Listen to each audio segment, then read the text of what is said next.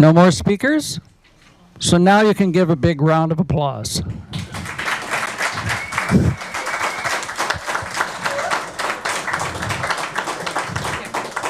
And again, I thank you for your respectful input, the majority of it. We appreciate public input.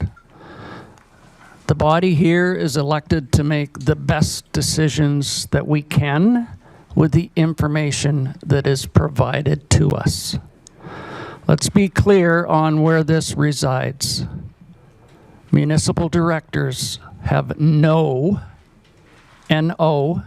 say in land matters in electoral area. We are not involved in the vote for the Harmonized OCP or the CZB. We have our own bylaws.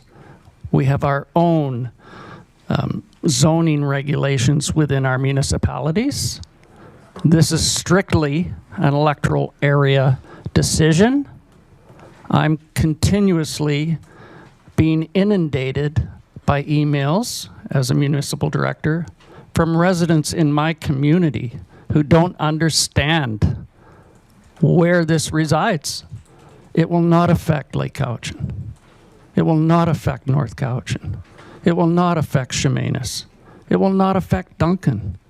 But the premise out there is it is a regional wide document, and that's unfortunate. That's my soapbox, not an election speech, but we'll go from there. Ms. Boyd, if you will guide us to our next item. Oh, I'm sorry, Director Morrison. Thank you, Chair, and I just wanted to ensure a clarification in words are so important. Yes, your description of the participation of the municipal directors in this process was accurate, except for the part where you said they have no say, they have no vote. And each of the members around the table that represent municipalities do have a voice in the consideration of these matters. So I just wanted everyone to be very clear that yes, they do not have a vote, but they do have the privilege of the mic. And I have used the mic considerable today. But yes, having that verification, we do not have a vote, but we can have discussion for sure.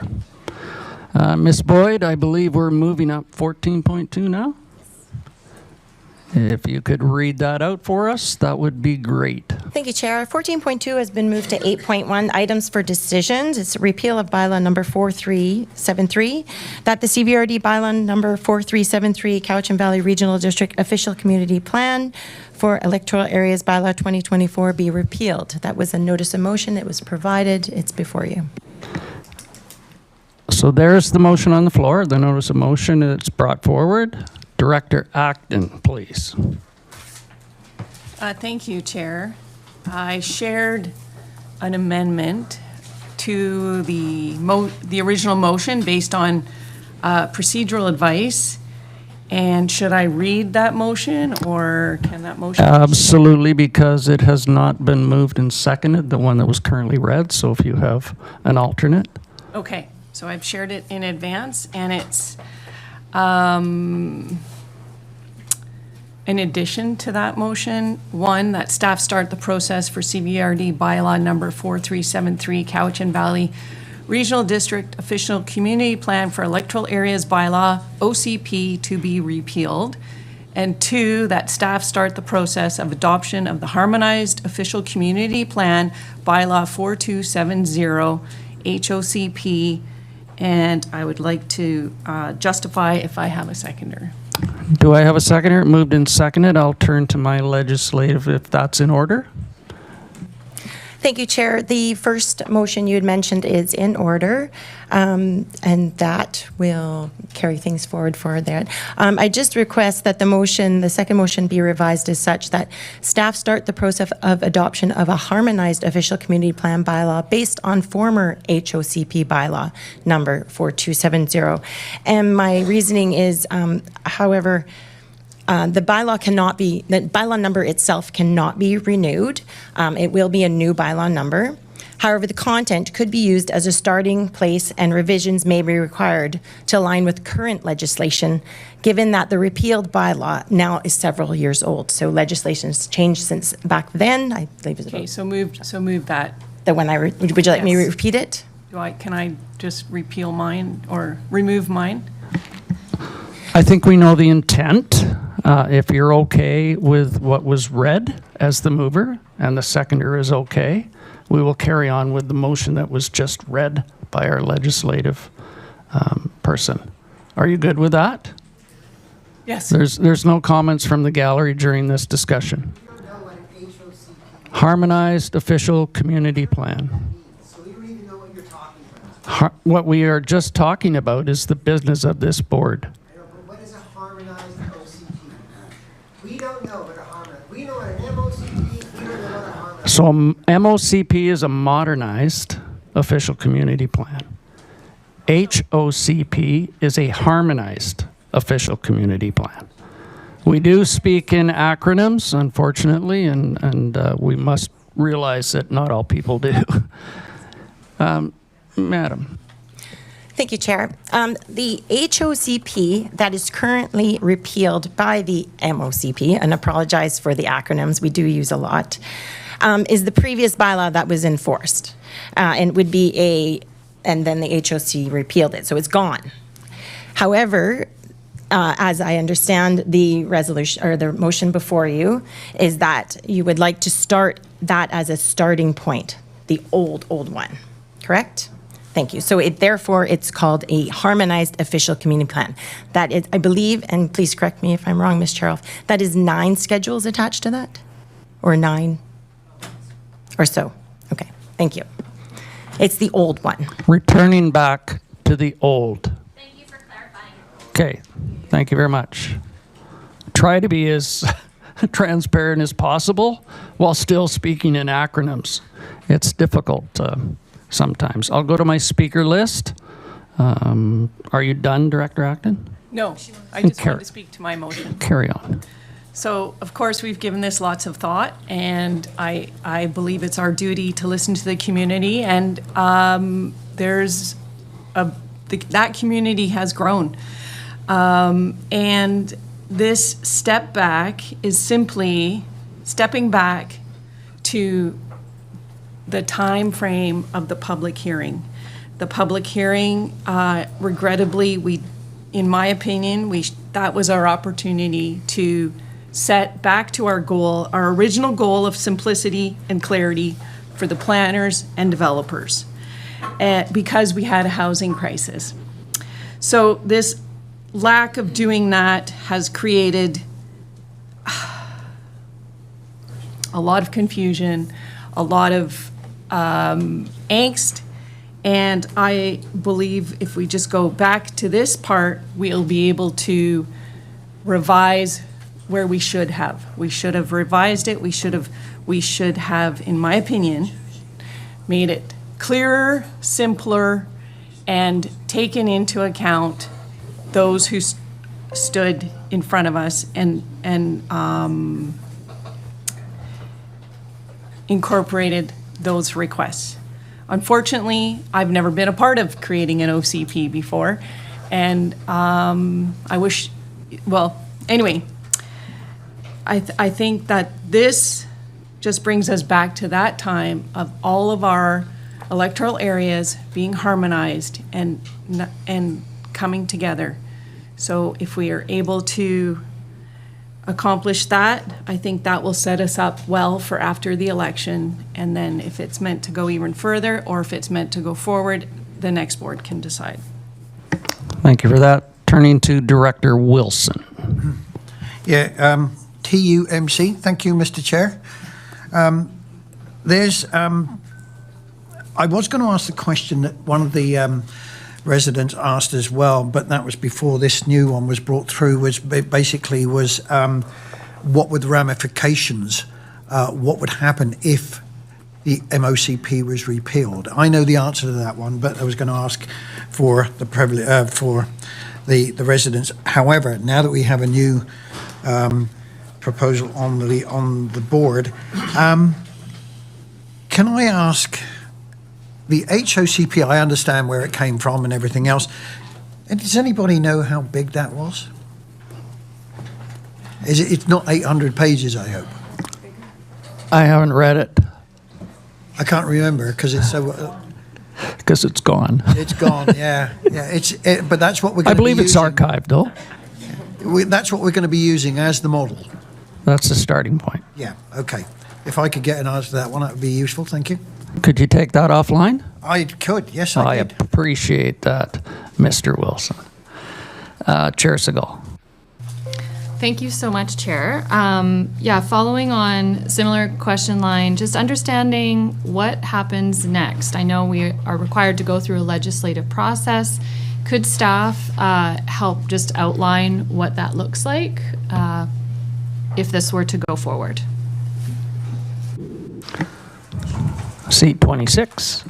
Thank you, Chair. So staff would report back to Electoral Area Services Committee outlining the statutory process that you would need to follow, and really the timeline and the budget for undertaking the work would be subject to the EA director's decisions around the type of public process that you would want to undertake and the length of time that you would want to take. There are minimum consultation requirements for OCPs, including consideration of consultation with persons that might be affected by the bylaw, obviously the public, but also First Nations, other local governments, improvement districts, and there are mandatory consultation requirements with the Agricultural Land Commission and school districts.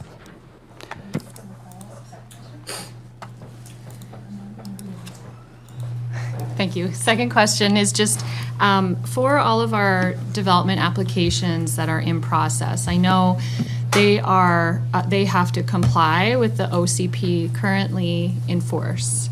So for these development applications that are in process, if they're not adopted before the repeal, and then so if we change to the HOCP, will that cause a delay in the processing of those applications? Go ahead.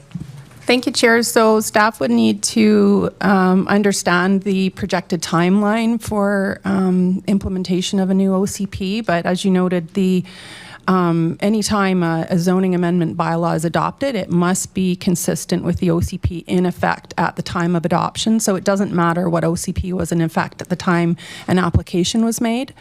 It really does determine, it's dependent on the OCP in effect at the time of adoption. So the timing is important. That concludes. Director Nicholson. Thank you. I heard quite a range of comments from the during public input period, and there from we don't want any OCPs at all through to we want to keep this new modernized OCP that we have. And so I am wondering if staff could maybe provide some context for why we would want an OCP and the options that we have if this is repealed. So it's not just necessarily going back to the previous harmonized OCP, which individual official community plans. Around 2011 or 12, I believe the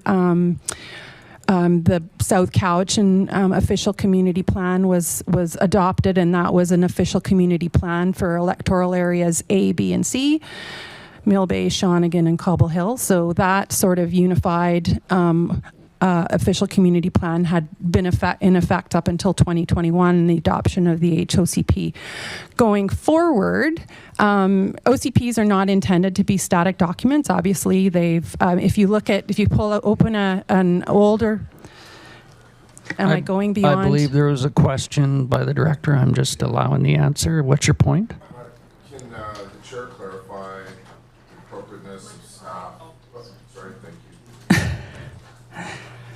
I'm just going to say it how it seems. It seems that staff is starting to debate the directors on the validity of an OCP. I'm fine with legal questions, but the purpose of an OCP and whether we adopt or don't adopt, I feel the little bit too much latitude. I believe the question was, what are the options, whether there's 9, and I'm thinking that Ms. Cherolf was going down that road, so Can I was trying. I would like to finish my point of order. Is that appropriate, given the question that we are charged to debate at the moment? I would say it's not.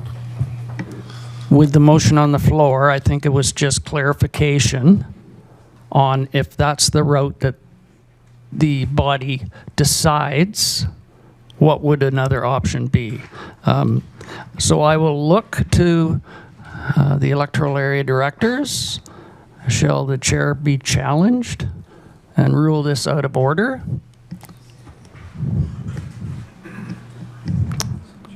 I don't see anyone challenging, so I'm going to allow her to continue. Thank you, though, Director McClinton.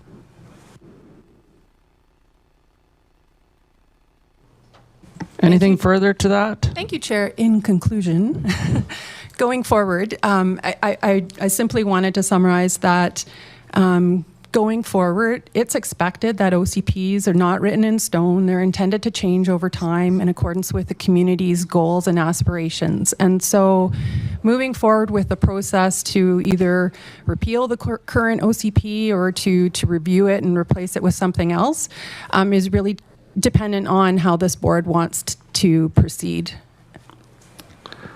Thank you for that. I have Director Abbott next. Thank you, Chair.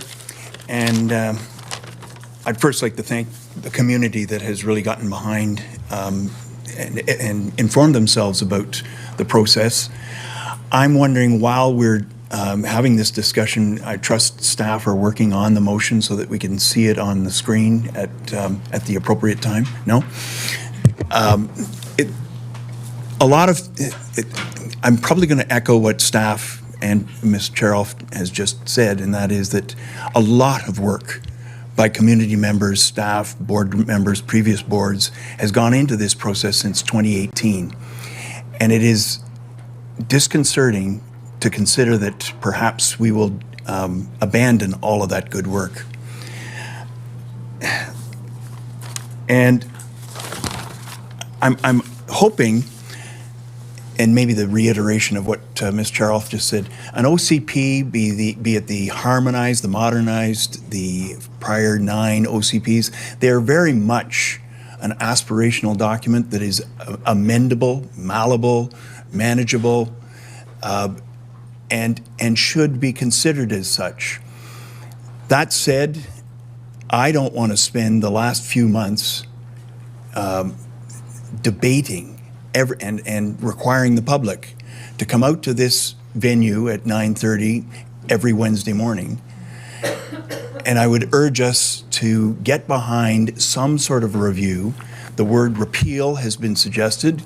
I guess that's the only option we have, but I'm certainly hopeful that whatever we do today will be the beginning of a targeted review of whatever OCP we have.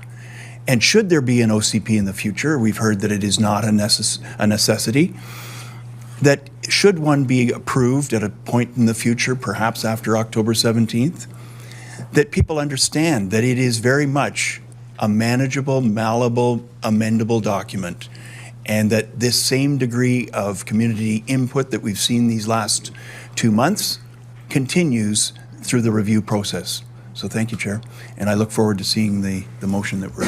Thank you very much. I believe she is working on that. I have 2 more speakers just to let you know how much time you have. Director Morrison. Thank you, Chair. The question before us is a challenging one. This has consumed a lot of my mental capacity for about 1.5 years now, and I'm really concerned that the community has had to raise the tempo of their displeasure to the level that has been shown. And we had an opportunity several months ago when we went to public hearing and we had the opportunity to amend or to approach this from a very different perspective. I hear when it's stated that the document could be malleable, can be amended. We could perhaps delete some certain sections and the like. Well, I'm going to share that from the perspective of my electoral area. This document has been a non-starter for about a year. Flat out, haven't wanted to go there for a little over a year now. So is repealing the best thing that we can do right now? We put in a state of pause until after the election. It's the desire of my colleague to bring this resolution forward. So now we have to deal with it. And I've heard the community and I've read all the emails, and yes, people want to see the MOCP go away. We also have a responsibility to ensure that in-stream applications and people that may want to come in and start doing business and start to do the things that will relieve our housing crisis, they need a little bit of certainty. So I can tell you that from where I sit right now, hearing everybody's concerns today, that my desired outcome would likely be to go back to individual OCPs for each electoral area, or for a combination of those that wish to get together and have similar aspirational guidelines. Please just hold your applause. My thinking, though, is that we have a path forward that includes the repeal of a document that just is not supported by my community. And it goes back to, it's recommending we go back and begin the process for the HOCP. And just for clarity for everyone so that we know exactly what we're talking about, my understanding of the HOCP was a monumental task taken on by staff where they took all of the electoral area OCPs and put them all together into one document, and then engaged in a process of removing the duplication that was apparent because of the different OCPs having similar language. And that document, to me, makes a certain degree of sense, and I'd be comfortable if we take that step, or the two steps of repeal, and direct staff to engage in putting the HOCP in place. And we may have to, after the election, or those of us that are here, look at a further step of individual OCPs for individual electoral areas, or, as I said, a combination of those areas that would like to get together and have a shared document. I'm going to support the resolution on the floor. Thank you. Thank you. I'll turn to Director Martman. Okay. Thank you, Chair. Maybe I'll just start with a story. Don't usually do this, but my background is a paramedic. That was my career, and that's my training and how I make decisions. And so I want to share that before I get into what I'm thinking here.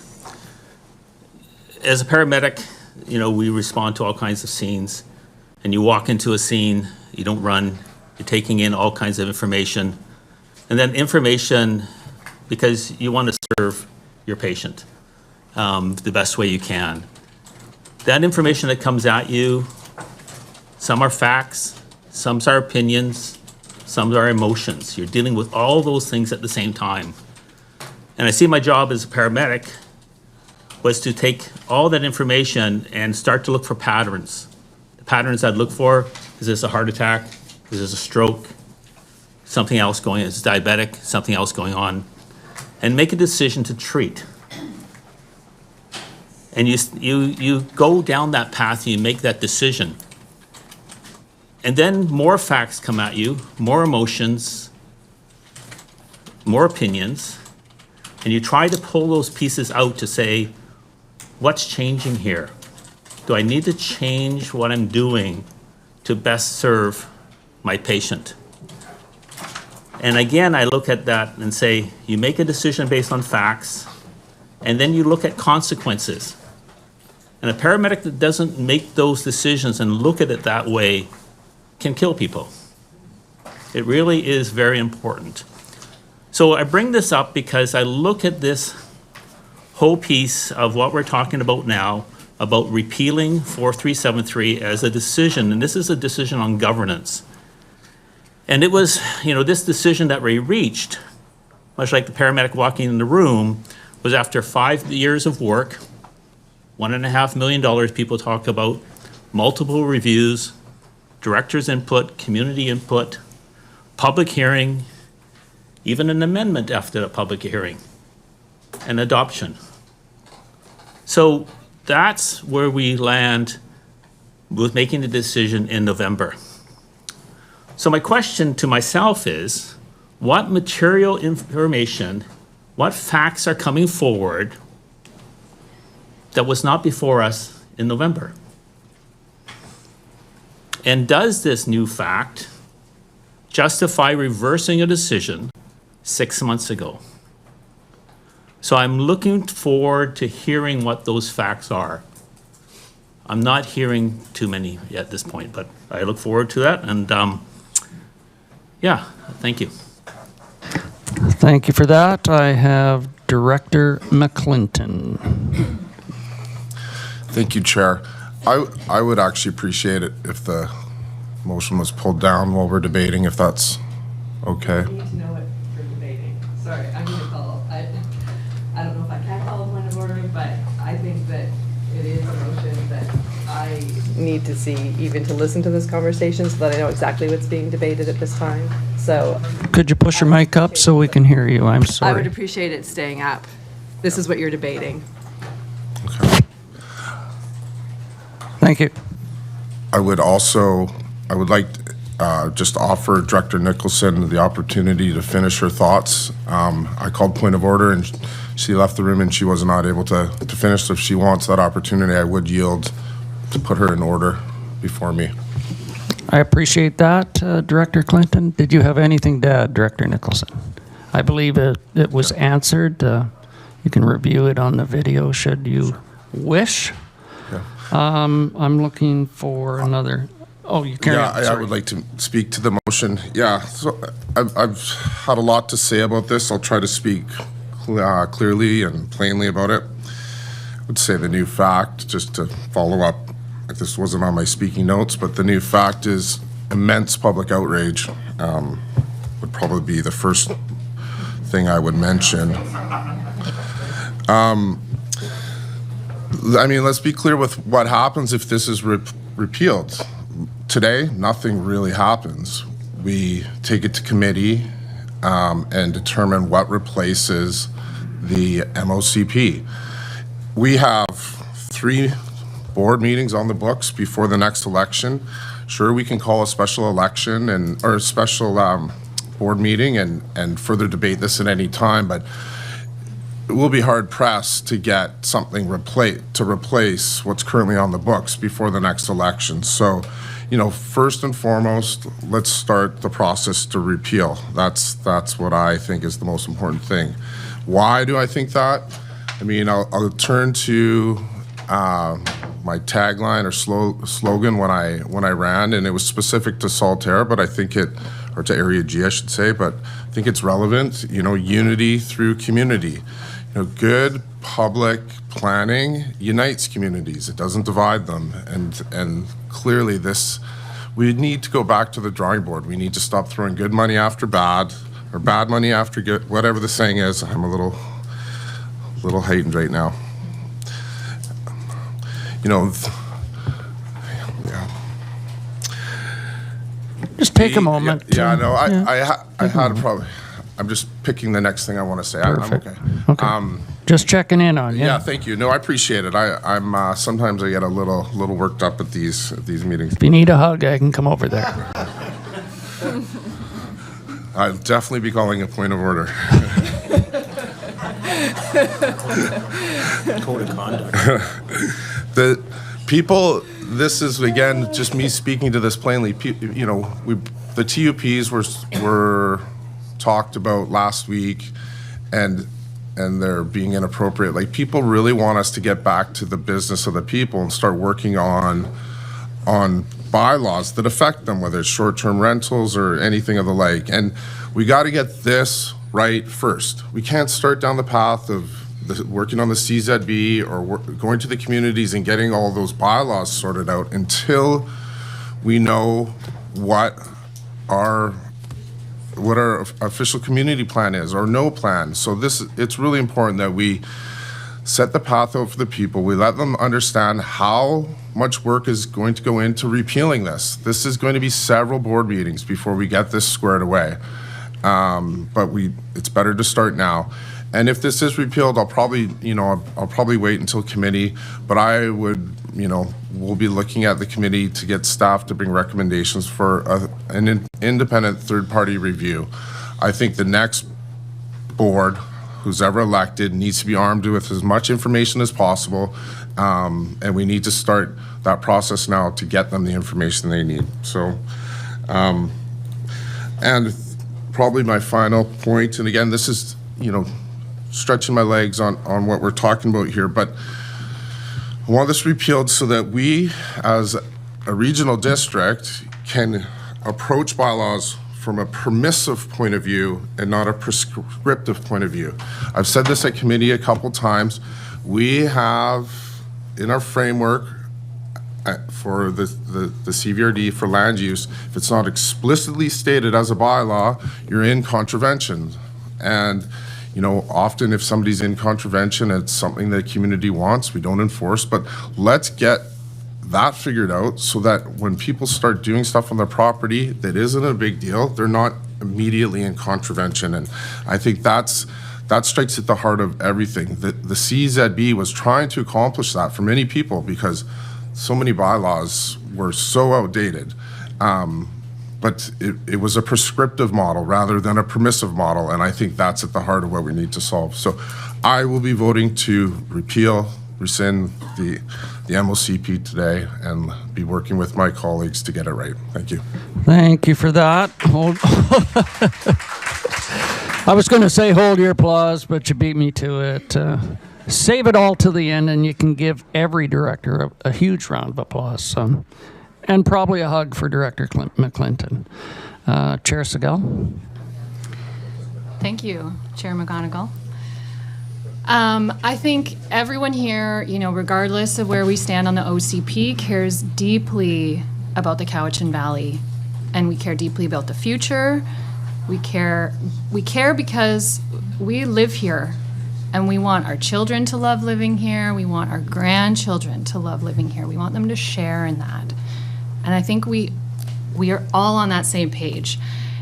And from there, the Cowichan Valley really deserves strong policy foundations that protect that protect this amazing place we are so lucky to live in, to make sure that our communities are sustainable and that they are financially sustainable over time, particularly infrastructure, planning, supporting local food and agriculture, building our unique, complete communities, strengthening regional prosperity, protecting and restoring our natural assets, meeting the housing needs of our community. These are all values I heard today in public input that I've heard over the last couple of months in public input. No matter where we are in the spectrum of understanding where the policy should go, this region really deserves a framework with values like that for sustainable community planning, and those values are all within the MOCP. So I'm not supportive of repealing the MOCP, but that said, I do think it is appropriate to ensure we understand all the concerns coming forward. Public confidence matters. Knowing that the first step of this resolution is that we'll be coming forward with a report on timeline. Director McClinton, elaborated on that. It'll include public consultation. I support that. And my hope is that this process will welcome everyone into that conversation where we can find unity, where we can find where our values overlap. And I hope we can find a way that just comes forward and it cares for our community, where we respect one another and reflect our collective responsibility for the future of this region. We all call this place home. We are all neighbors, and we all want what's best for this place. Thank you. Thank you very much. I have a couple of municipal directors. Director Beeston. I just wanted to respond to some comments made by one of our esteemed colleagues.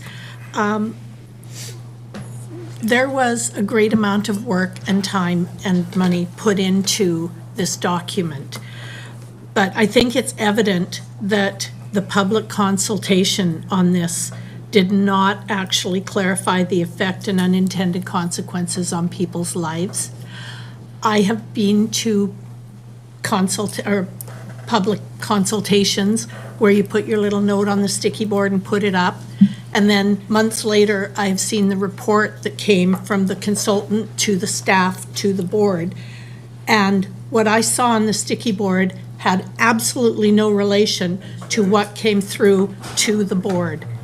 And I've found that very disturbing because that's not true consultation. That almost seems like we have a job to do. This is the way to do it. This is to give you what you need. Off you go. That being said, people are busy and perhaps they weren't paying attention or thought they would be given better information, more information prior to all of these things being put through so that they would have clarity on how it was going to affect them. An over 800-page document is not clarity. And frankly, I find a lot of these documents, when you read them, they're very aspirational, they're not clear, they're not concise, they're very descriptive on this is where we want to go, this is how we want to, they don't say, we're going to do this.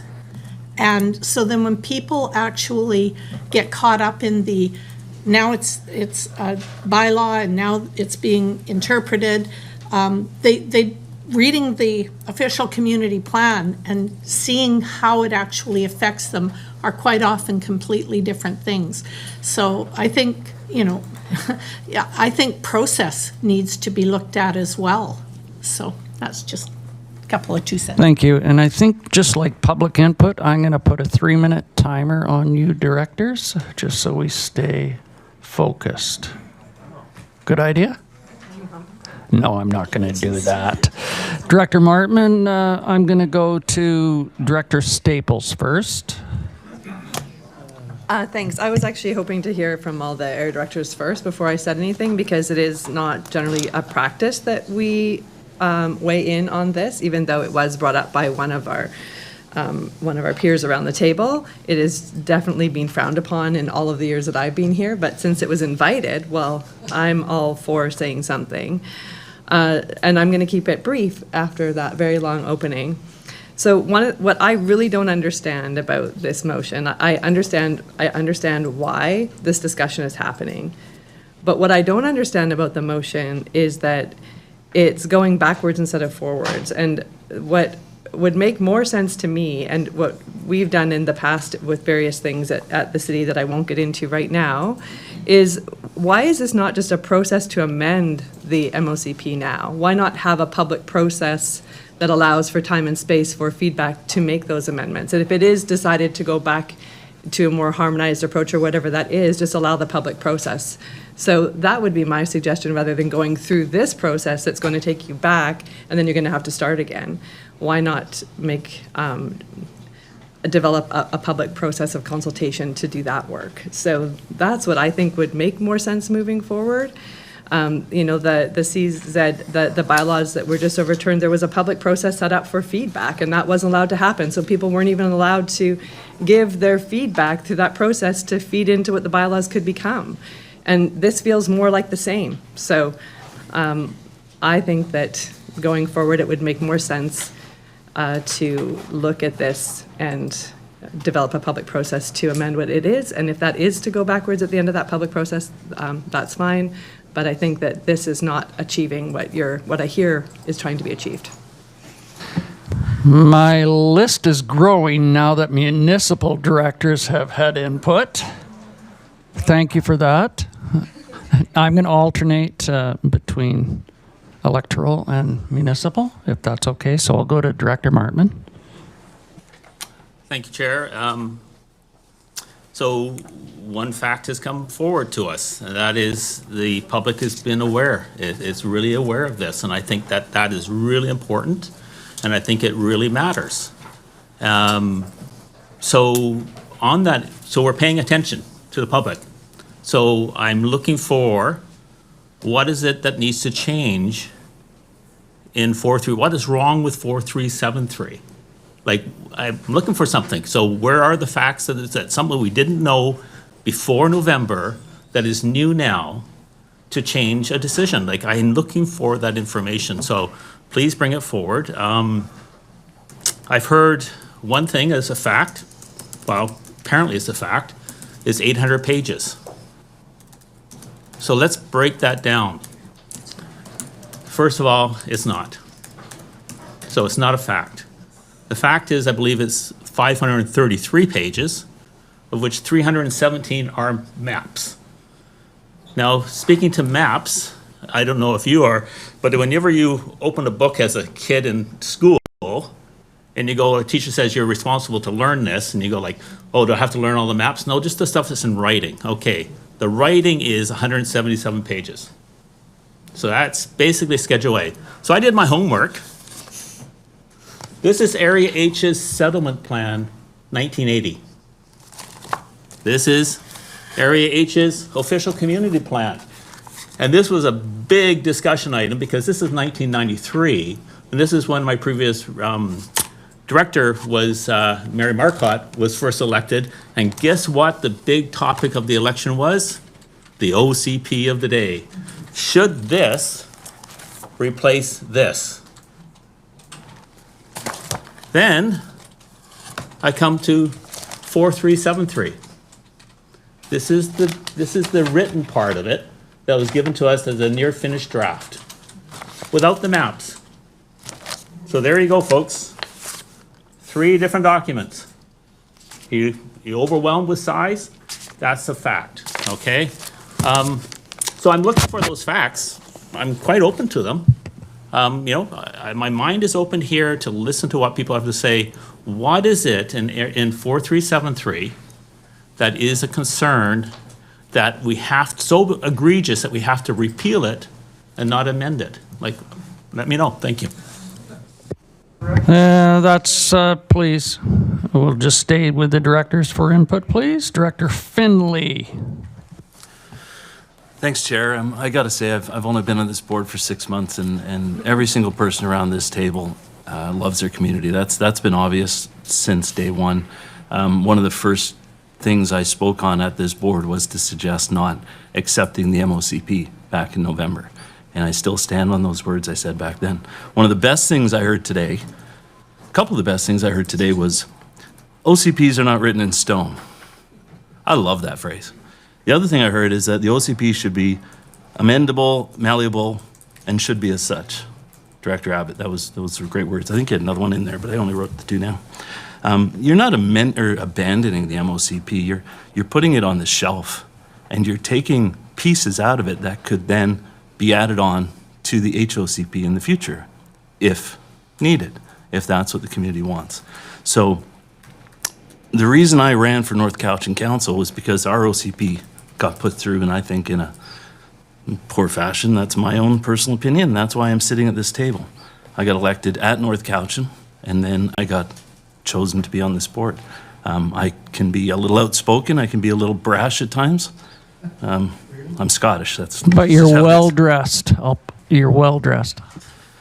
I'm not well dressed either, and that's okay. I think this is the right move. I think the community has spoken very, very loudly, online and in person. And I thank everybody that spoke here. The one that stood out to me the most today was the broken sports car. And I think that's the right one. because I have a sports car and I hope mine doesn't break, but if it does, you know what I'm going to do? I'm going to get rid of it. And I might replace it with something else. I might replace it with something better, something worse. But that was a great analogy. And I was trying to come up with an analogy last night. And I think I don't need to, because that's a great analogy. So yes, money's been spent. That happens. You buy a sports car, you're thinking you've got this great vehicle to move forward in, literally. And sometimes it just doesn't work. And it's okay to go backwards and drive the Honda Civic. Thanks. Thank you very much, and you are well dressed. I'm going to go to a first-time speaker, and just remember any of Director Finley's comments about Honda Civics do not reflect our views as a board on Honda Civics. Director Deck. Thank you, Chair. Thank you. This is weighing heavily on our communities and certainly on all of us here. I have to say that when I was not an elected local government representative when this all began, and I was part of the process of public input when it began, and through the whole series of input possibilities that were given to us. And towards the end, I began to hear people dropping off of the public input. They in fact spoke of input fatigue. And there were so many ways that input could be given.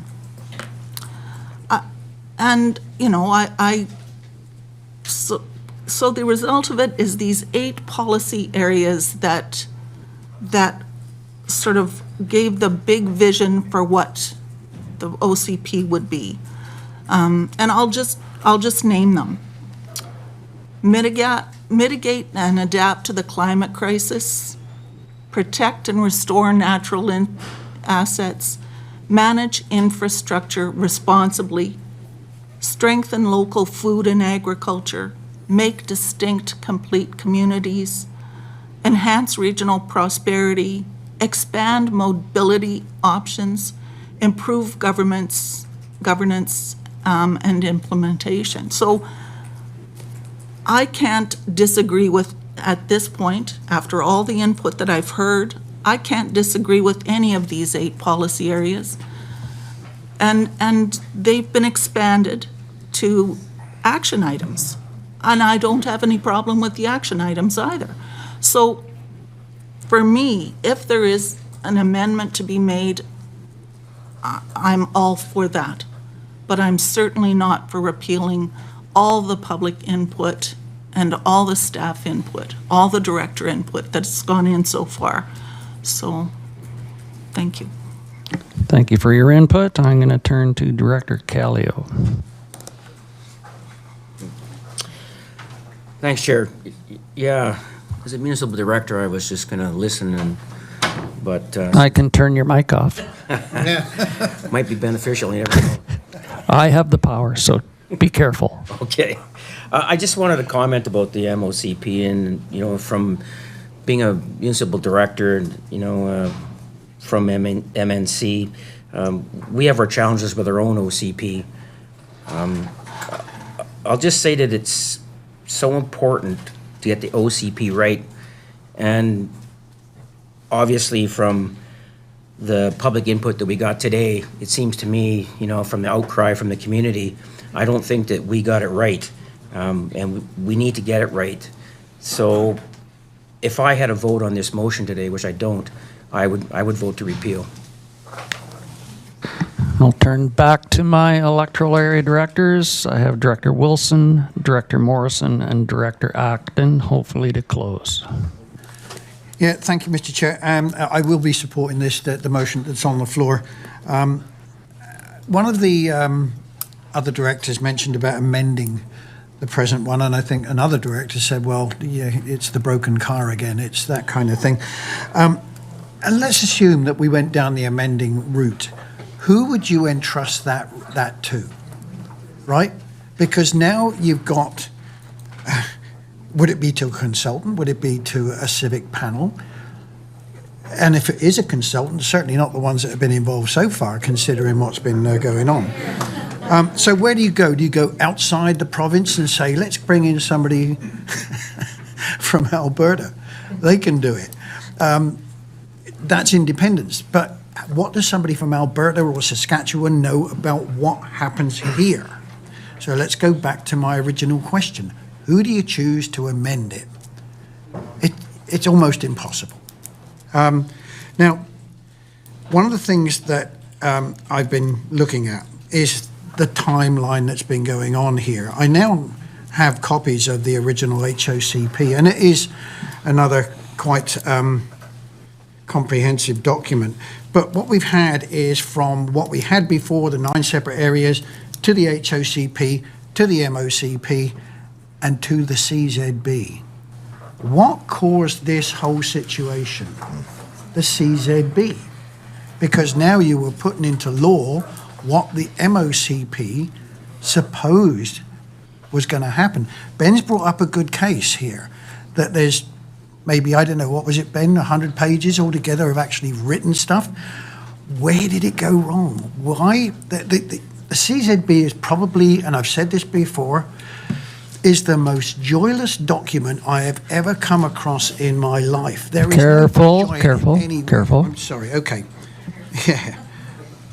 It's almost like thou shalt not. So let's change things. Let's not amend things. It's not possible. It's not possible. Because there ain't nobody we can trust to do that. I will be supporting the present one. Thank you. And Director Acton will not be the last one to close. 1, 2, 3, 4, 5, 6. Next is Director Morrison. I just turned you off. Let's try that again. There you go. Thank you, Chair. And I want to speak to this in the simplest of terms. My personal opinion is that I think our biggest mistake was thinking that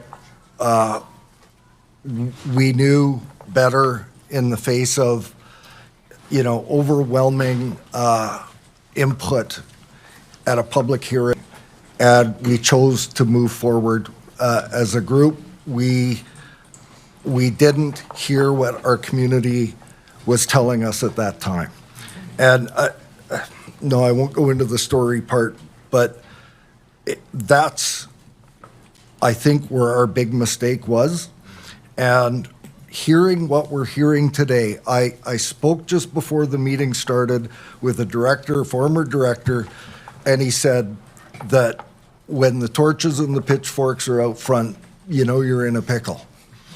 And I think that the community is saying, repeal this OCP, this MOCP, and maybe not start right at the beginning, but start afresh, because I want to reflect what the community is saying, and I think that we can misdirect, we can say what we like about it, but I think the community has spoken loud and clear, and I think we should be reflecting that. Thank you. Thank you for that. I have Director Acton next. Thank you, Chair. I'll really try to be brief. I guess for me, I just wanted to clarify that our main goal when we set out, based on consultants' recommendations, to make development easier, to make our planners' lives planning easier, and for simplicity and for clarity, for us to harmonize our official community plans. Then we could create bylaws that were all harmonized and make planning and development easier. We set out and we got input from the community, and this is where I think we went wrong. We put all of that input in there, all of it, and I don't believe it all belongs in an official community plan. So we've gotten a huge document. This is kind of like for an analogy, when we've had a budget process and everybody comes back with their wish list of great things departments would like to do, and we go, no, let's go back and do a zero-based budget. And so this is just going back. The information is not lost, and we're just taking one step back and going and setting our goal again. Where's the clarity? Where is it? Simple clarity for planners and for developers so that they can give the vision of our community. Because very complicated, it is complicated. Like when you take out one sentence, that sentence isn't complicated, but when it's all together in this recipe, it makes development and planning really complicated, and that produced the CZB. And so, anyway, I'll stop there. We failed the goal of simplicity. So, ladies and gentlemen, we have gone around the table many times. So I would ask if you are queued up that you have new input, please. And I am not going to allow municipal directors any more input.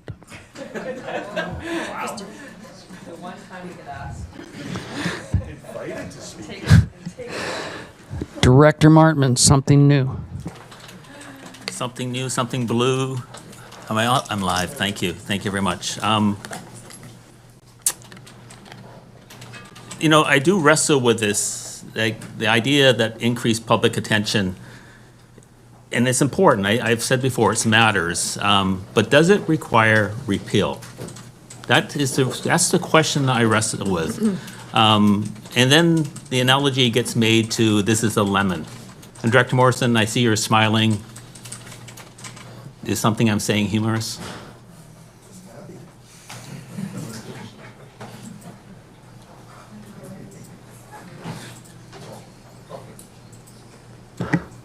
Okay, ladies and gentlemen, I think given the time that we have spent on this, I'm going to suggest we have a 10-minute break just to stretch our legs and to void our bladders should we need to, or whatever we need to do. I'll come back to you if you wish, Director Martman.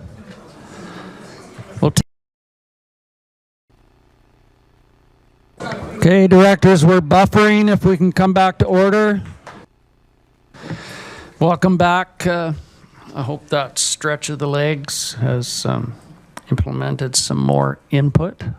And I see by my speakers list that it has. So I'm going to return to Director Martman, please.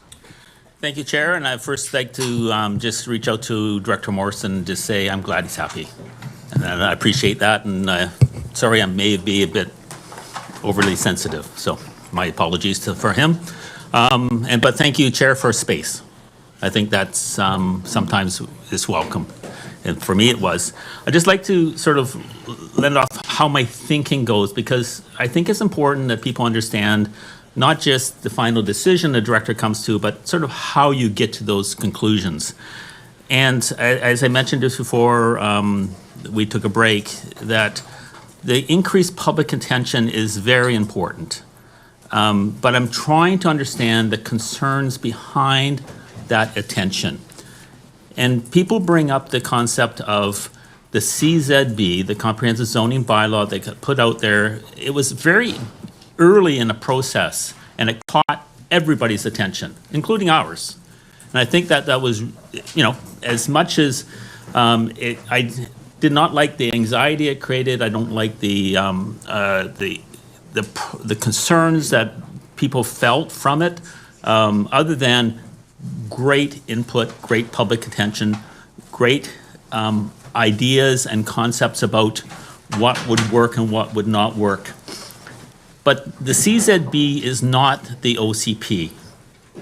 And there is a relationship between them, but how significant that what you put into zoning bylaws does not have to be, I think we use the word draconian or joyless, or we can make a zoning bylaw independent. You can have a very small OCP and a huge zoning bylaw.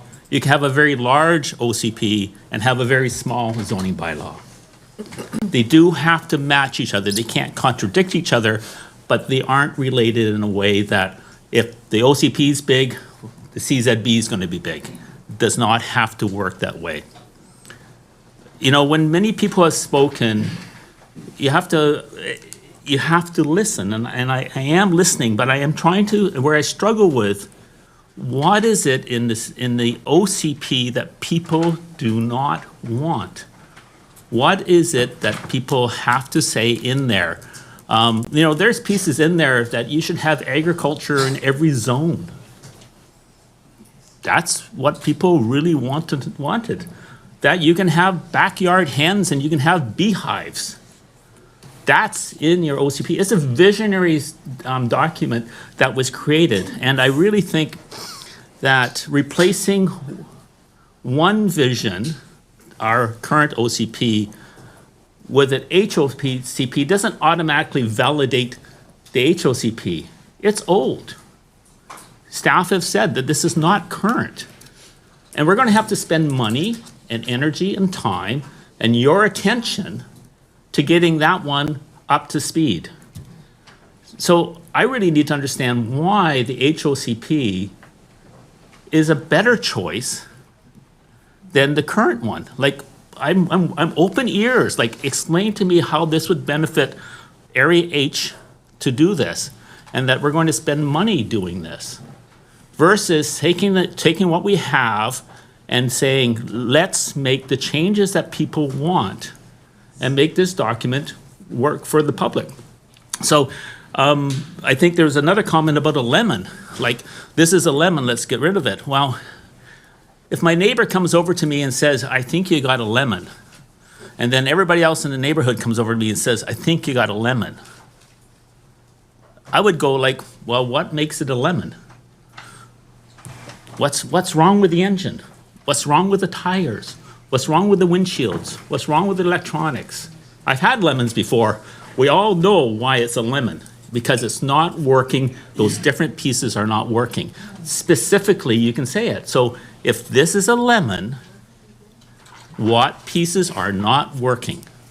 I'm from the very beginning, I want to know what are the facts that people want to have their input to say, this is something that is not working. And does that warrant having a amendment, or does that warrant having a repeal? So I don't think there's a win or lose here. I think just let me know what you're thinking. Thank you. And if we could just have the gallery not have input during our discussion, we would appreciate that. The discussion resides at this table. You will have time at the end for questions, so please no interactions while we're trying to debate. I appreciate that. Director Nicholson. Thank you, Chair. I'm struggling to think of something new to say. But I'll give you the leeway. Thank you.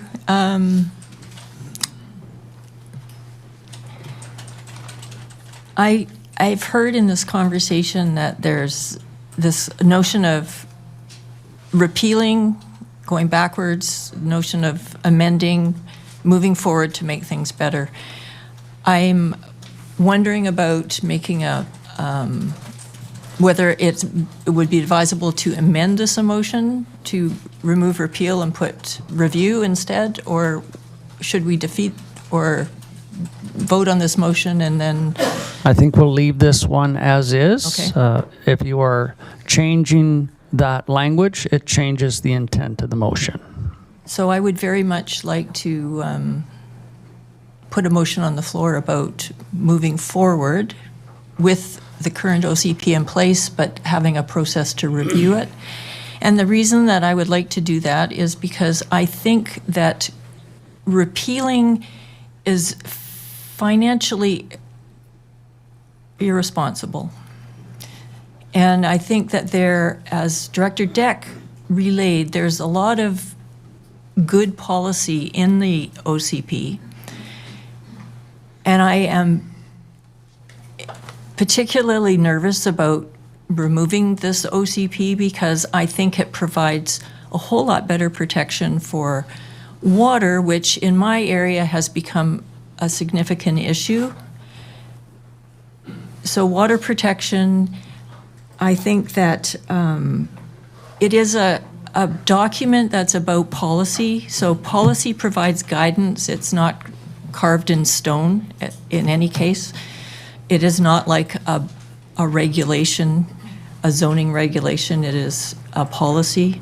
So I think that there is a lot of flexibility in there. And I think that we've only had it in place for, 6 months or whatever. And I think that it's even really difficult to tell where the areas that you might want to fix are. So I think that, a process that is in place to review it as we work with it and then fix it would be a much more responsible way of moving forward. Thank you, but... I want to add one more thing. Oh, I'm sorry. I didn't mean to cut you off. Yes, you just cut me off. I also think that there's an elephant in this room about the OCP and about the zoning bylaw and all that's going on. And I really think that what is happening is that there's this whole discussion has exposed sort of a deep divide in the community between people who would prefer to protect the rural character and use whatever tools they have available to protect the rural character, and those who really want to develop. And I think that that's a super important discussion that we need to constantly have in the Cowichan Valley, because we are in an area between two urban centers that are growing rapidly, and we don't have the capacity, I think, for endless growth in the Cowichan Valley. So we really need to have to do it in a smart way. And I'm not against development, but I do think that we need to have those conversations. And I think just throwing the baby out with the bathwater doesn't do anyone any service. Thank you. And depending on how this motion goes, if you can hold that thought and bring it forward after this discussion, we would consider it depending on what transpires. Director McClinton. Thank you, Chair. Now, just bear with me as I work through my notes here, and I just want to get to them calmly for everybody. I just urge my fellow electoral area directors to be confident in your convictions. Let's repeal this, take it back to committee, and have those discussions there. We're not going to solve all of this here at this board table, but we can take a step back in order to take a step forward. The information's not going to be lost. We can initiate a third-party review. There's all sorts of things that we can do. We can get into that deep, hard work at the committee in a couple weeks from now.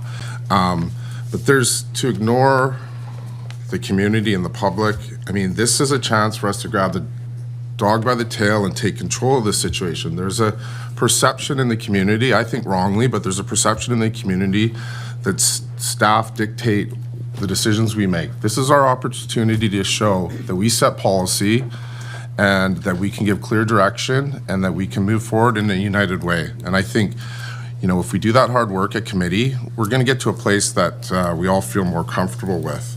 So I urge you, this is our chance to make good on our oath of office. I said in November, when we passed the OCP, that clearly there was huge portions of our community that wasn't happy with the Modernized Official Community Plan, and that it was irresponsible to move forward until we heard from those people.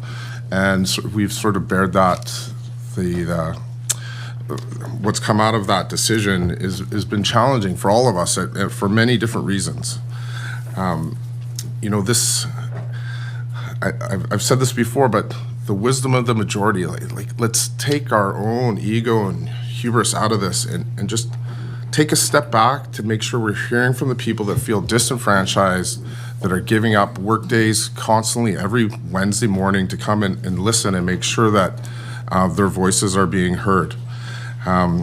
We have a mindset, in my opinion, this is me speaking for myself, we have a mindset at this table and at the CVRD that when there's a problem, we need to add. We need to create more bylaws, more of whatever in order to solve the problem. And I think fundamentally this is just we need to stop telling our constituents how to be good neighbors. And, you know, this is our chance right now. And I just urge you, if you feel so strongly about this OCP, it's going to be several meetings before anything's fully repealed. We got to go through first and second reading. We have to have a public hearing, and then we have to have third reading. Like there's months minimum before this is repealed, and that whatever version of that comes in that replaces this, whether it's nothing, the HOCP, some version of the MOCP, let's go back. Let's take the time we need. And let's try to get it right or better. So, again, just my ask to my fellow directors is to be confident in your convictions, and let's debate them at committee, and let's see where we land there. So, thank you again for allowing me to speak. Thank you, and I just want to assure everyone here, no dogs have been harmed during this discussion, and no babies have been thrown out with our bathwater. Those are analogies and not realities. Just to be clear, we don't do that. I have Director Justice, please, Professor. Thank you. And it's funny that you should say that, because I feel a bit like an anthropologist at this meeting, a participant observer, neither fully part of the group nor because I don't have a vote, but part of the group because I understand it and I understand the OCP process. So I will be professorial. And what strikes me is that there's many aspects to an OCP. Some people have touched on this before. There's the overall community goals and related policies like protecting the environment and facilitating agriculture and food security. These are goals that are well worth keeping, and there's lots of thought and policy that's been developed around those. There's also land use boundaries and designations and zones, and there's also land use and other regulations that people seem particularly worked up about, either issues that Director McClinton was describing earlier as being prohibitive versus permissive. Fix them. I think it's better not to throw it all out, but to fix what's not working. It seems to me both overly reactionary and fiscally irresponsible to throw it all away. If I had a vote, which I don't, but I would vote in favor of amending this work, building on it, instead of tossing it all out. Keep what's good. Thank you, Professor. Director Martman, I'm not going to say to close because Mann has put his name up. Okay, that's interesting. Well, I will get to my closing because I think we're coming to the end. I'm not really sure I understand the consequences of this entire motion. But I do know I have not heard a fact that wasn't before us in November. All those things, you know, where I started this was, if I don't have new facts and you're asking me to change a course of treatment on a patient, you know what the outcome can be is fatal to the patient. So I go back to that. I'm still looking for those facts. But I think where this is coming back was we made the wrong decision in November. I think that's what people were, to me, this is where the crux is. And I would go, we made that decision after 5 years of process, a lot of consultation, a lot of meetings, where directors had a chance to say their piece, to make amendments, do all those pieces prior to coming to this final document, the 4373. Still waiting to hear what's wrong with the document. It was a 6-3 vote back November, and you know, for me to change my vote, I'd have to be convinced that there's something new today that makes the 4373 a problem. I haven't heard any reason why it might be a lemon, and I haven't heard anything about the consequences. What's it going to cost? Is it better for my area? Is it better for the residents of the CVRD to go back? You know, I just not hearing anybody saying other than, I think we made a wrong decision. This is a huge decision across our regional district. OCP is not lightly done, it's not lightly undertaken, and for us to change decisions 6 months later without facts, I would say we haven't done our job. We need to understand what is it that people don't want in this document. What is it so bad that we have to repeal it, or is it okay to say, let's amend it? You know, our requirement is to make difficult decisions. And we need to respect the public. But we also have to respect that you need to come to the table with facts. And I think, but regardless of how we vote, I want to go back to what a few other people have said. I hope we resist the temptation to divide this conversation into residents on one side and staff or directors on another. You know, the challenges facing our communities belong to all of us. And solutions will require all of us as well. And that's the spirit in which I approach this decision. I approach this decision representing all the people in Area H, the people that want repeal, and there are a few, the people that don't want repeal, and there are a few. But the main group in the middle are the people that I want to know the consequences of this decision. And I haven't heard consequences and haven't heard any facts that would change my mind. Thanks for your time. Thank you, Director Martman. Director Manhas, third and final time.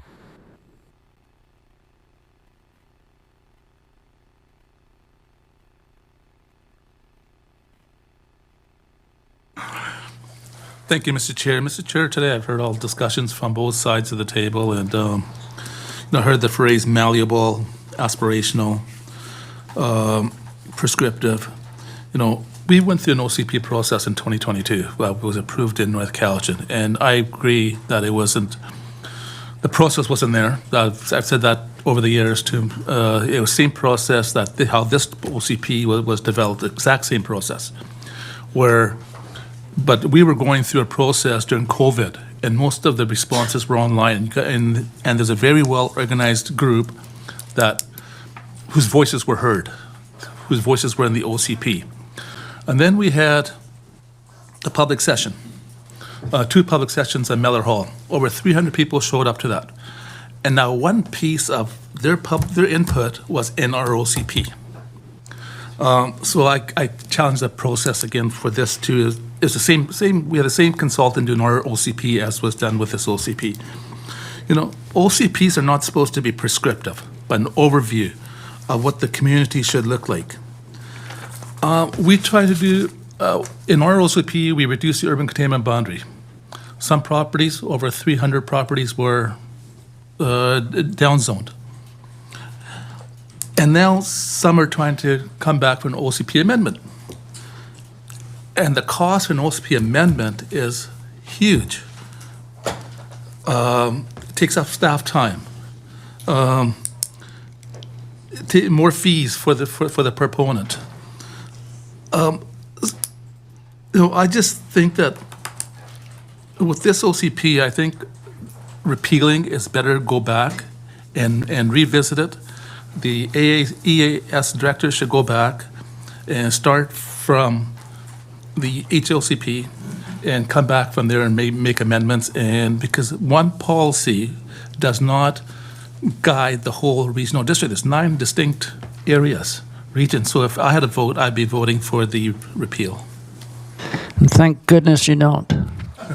So I would advise electoral area directors, you do not listen to Director Manhas or any other municipal director's input today. This decision is yours. We do have the input, but it's our own personal input. So make the decision on the best interest of the information that you currently have. This is a difficult job. It's a thankless job.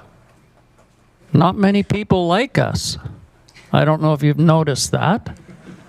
I've got 3 friends left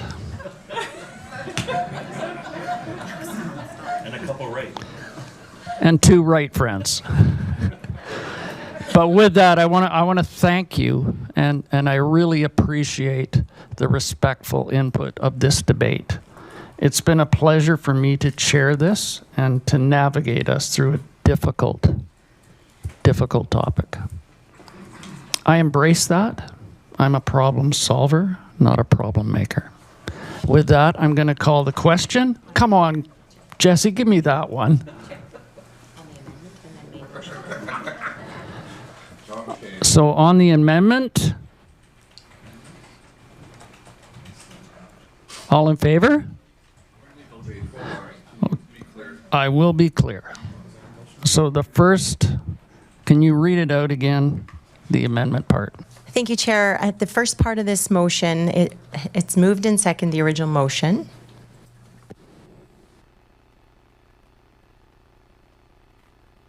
Okay, the main motion is amended, and probably not the clearest words.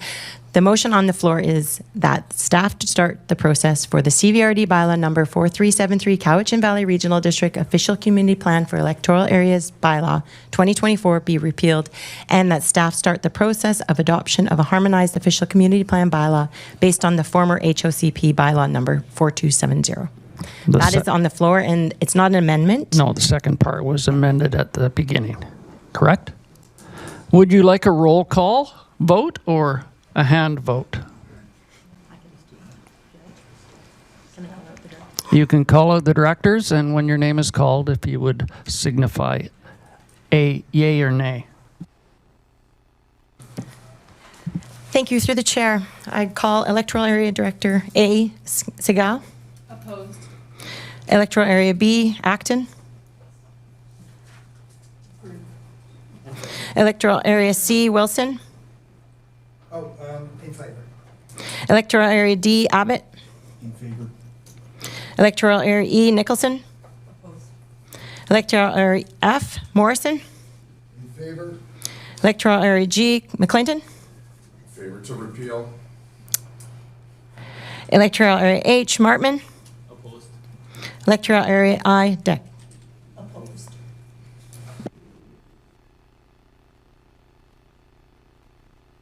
That motion passes.